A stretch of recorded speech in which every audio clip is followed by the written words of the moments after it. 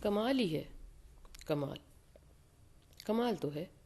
آج شام اچانک ہی مجھے یہ سوچ آئی کہ جسم، عقل، فکر، روح، نفس اور شعور، لاشعور اور تحت الشعور ساری زندگی اکٹھے رہتے ہیں، قدم قدم ساتھ چلتے ہیں، ساتھ ساتھ سوتے جاگتے ہیں، تو پھر بھی ان میں سے اکثر و بیشتر کوئی آپس میں کبھی نہیں ملتا۔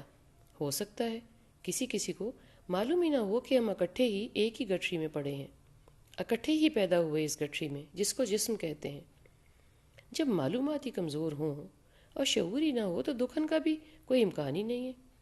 سو آپس میں ملاقات کے بغیر کلہم، یہ سب عناصر اس ان کھلی یا اد کھلی گٹھری میں اکٹھے ہی انتقال فرما جاتے ہیں، ایک ہی کفن میں بندھے ایک ہی قبر میں اتر جاتے ہیں۔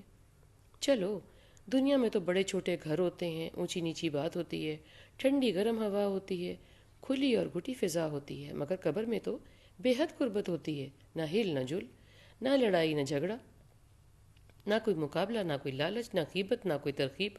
بھلا یہ کیا بات ہوئی؟ پھر بھی کوئی کسی کو نہیں پوچھتا، نہ ہی کہتا کہ میں تو تم کو نہیں جانتا، تم میرے ساتھ کیوں آن پڑے؟ ہو سکتا ہے کہتے ہوں، ہم کو کیا معلوم، کسی نے کوئی آ کر تھوڑا ہی نہ بتایا ہے کہ کیا ہوا۔ زندگی تو مستعار ہی ہے، اور ادھار تو اتارنا ہی ہوتا ہے، اتارنا ہی پڑتا ہے۔ ادھار دل اور ذہن پر سوار رہتا ہے، رہنا بھی چاہیے۔ سو اس مال کو صحیح صحیح استعمال کرنا چاہیے، اس کے ہر کونے کو جھاڑ پھٹکار کر، دیکھ بھال کر، سوچ سمجھ کر، اور پورے کا پورا، اس لیے کہ بھلے ادھار ہے، قرض ہے، مگر ابھی تو ملکیت ہے، حساب تو پورے کا پورا ہی دینا ہوگا، بھلے استعمال کرو یا نہ کرو۔ اور یہ امانت اللہ سونے نے استعمال کرنے کا حکم دے کر بھیجا ہے، بنا استعمال کے، اور وہ بھی بنا مثبت استعمال کے۔ جو واپس جائے گا، اس کو اس کا خسارہ دنیا میں بھی بھگتنا ہوگا اور اگلے جہان میں تو بھگتنا ہی ہوگا، کوئی معافی تلافی نہیں ہوگی۔ یہ حساب گناہ اور ثواب کے علاوہ ہی ہیں، کہیں ملا جلا نہ دینا۔ سوچ تو یہی ہے، سوچ تو یہی رہے ہوگے نا کہ یہ کیا بات ہوئی؟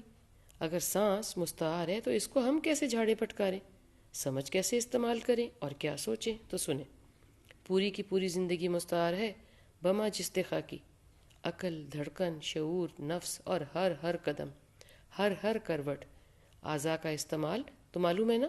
شعور کی بات پر رونگٹے کیسے کھڑے ہو جاتے ہیں، اور کھڑے ہو کر چیخ کر بچاؤ بچاؤ پکارنے لگتے ہیں۔ بس محلے والے سنتے ہیں۔ اس شرم سے بچنے کے لیے خود پر کام کیوں نہیں کرتے، خود کو کیوں نہیں سنوارتے؟